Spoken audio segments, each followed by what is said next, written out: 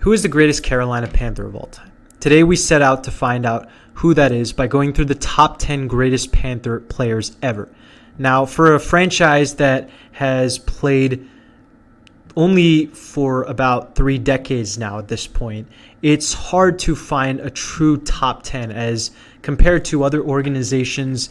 They don't have as much history. So some of their top 10, number 9, number 8 players, greatest players of all time, might not be all-time greats, but they had a profound impact on the Carolina Panthers team and the fan base and the franchise overall for even a short period of time, if that was the case, even for as short-lived as their prime may have been. And no case could be shown better than number 10, which is linebacker John Beeson, who only played 6.5 seasons with the Carolina Panthers, was a 3-time Pro Bowler, 1-time first-team All-Pro selection, led the league in tackles in 2008. But his time with the Panthers was more dominant than most players who've played for the Panthers. And he helped them to some very successful seasons at the end of his Panthers tenure, specifically in 2013 as a defensive captain. And John Beeson, for that reason, makes this list at number 10. At number 9, we're going to go with tackle Jordan Gross. Jordan Gross was a right tackle and a left tackle for the Carolina Panthers throughout majority of the 2000s. In his final year with the Panthers, he was a Pro Bowler. He was a 3-time Pro Bowler overall. His best season coming in 2008 when he was a first-team All-Pro selection. In his rookie season, helped the Panthers to make the Super Bowl. And overall, just a very versatile offensive lineman and a great player for the Carolina Panthers, especially on their offensive line. At number 8, we're going to go with quarterback Jake Delhomme, the guy who led the Panthers to the Super Bowl in 2003. And Jake Delhomme was a really, really, really good deep ball passer, but he was not exactly the most efficient quarterback of all time. He didn't play for Carolina for a very long time, only 7 seasons, but he had some winning seasons with them. And until a guy who's going to be on this ranking later on in the video, he was the all-time leading Carolina Panthers quarterback as far as statistics go. And he came close a couple times to even 4,000 passing yards. Was a serviceable quarterback, nothing out of the ordinary, but definitely instrumental in the Panthers being able to make that Super Bowl and having some of the most successful years in franchise history. At number 7, we're going to go with Greg Olsen, the tight end that most people nowadays are more familiar with seeing as a commentator on Fox and sometimes doing some other very interesting stuff. But Greg Olsen, longevity was on his favor. He played for the Panthers for the entirety of the 2010s decade, helped them to be a Super Bowl, was a very good receiving threat for the Panthers when they made the Super Bowl in 2015, 2 times second-team All-Pro selection, 3 times he had over 1,000 yards in the golden era of tight ends going over 1,000 yards in the mid-2010s going into now. And he was really kind of a trailblazer for that alongside better guys like Gronk and Travis Kelce. But Greg Olsen definitely played a part as a receiving threat for the Carolina Panthers. And for that reason, he comes in at number 7. At number 6 is going to be Thomas Davis Sr., linebacker for the Panthers, formed one part of a terrifying linebacker duo with another guy on this list that we will get to down the line.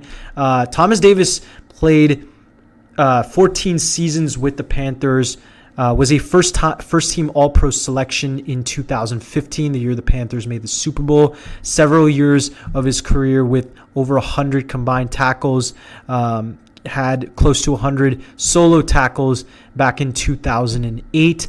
Even as age kind of hurt him down the line, really didn't seem to hurt him.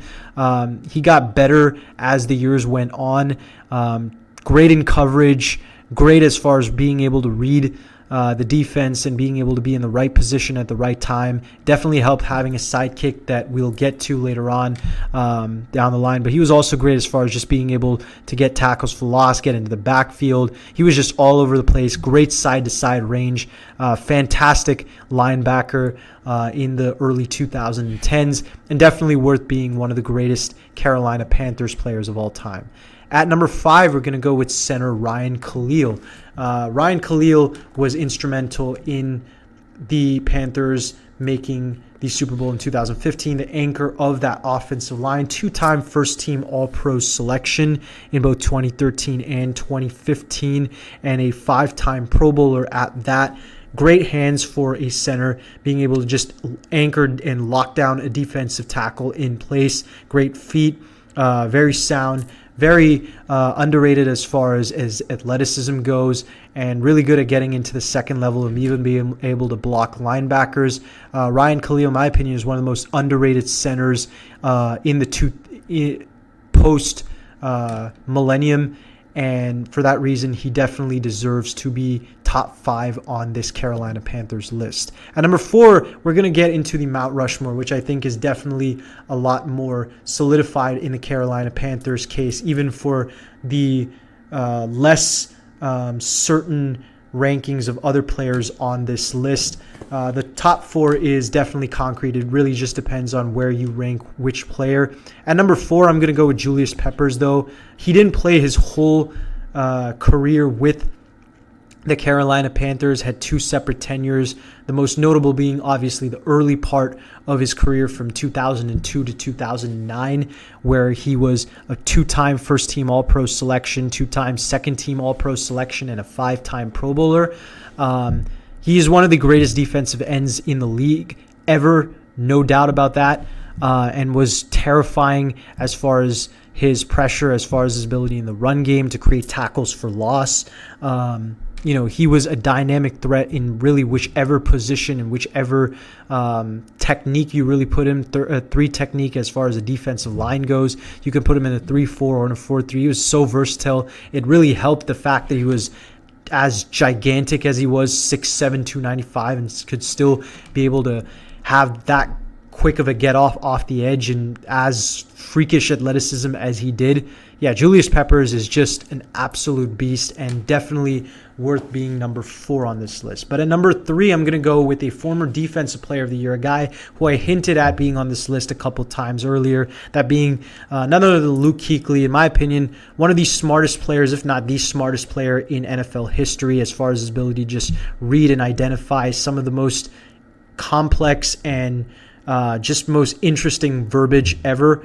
As the league gets more and more advanced, he just seemed to be able to point out and change offensive quarterbacks' play calls every time and still be able to read them out every single time. It was really impressive, and his numbers back that up as far as, he never had a season with less than 100 combined tackles, which is insane. He was a 5-time first-team All-Pro selection, 1 Defensive Player of the Year in 2013. Absolutely great even from the coverage side. Great tackle for loss player. Had 20 tackles for loss in 2018 in spite of dealing with injuries. Had injuries not stopped him, he would have been even higher on this list, and I could very well make an argument that he would have been a top 3 linebacker by the end of his career by how well he was playing. Luke Kuechly definitely is going to be is definitely top 3, as I just realized that my computer froze. But yes, this is Luke Kuechly. I think you guys know what he looks like. But yes, Luke Kuechly comes in at number 3. At number 2, I'm going to go with Cam Newton. Cam Newton comes in at number 2 because he won an MVP, because he revitalized the Carolina Panthers organization in the 2010s and got them to their most successful era alongside Kuechly, Thomas Davis, Ryan Kalil, Greg Olsen, the guys I mentioned earlier. But he's also one of the greatest rushing quarterbacks ever as far as, a red zone threat, dominant. May not have always been the most consistent quarterback all time, but definitely his larger-than-life persona also was backed up on the field for majority of the early 2010s. And he carried that Carolina Panthers offense on his back. And for that reason, he comes in at number 2. And at number 1, I am going to go, however, with Steve Smith. Steve Smith played the longest of any of these Carolina Panthers legends.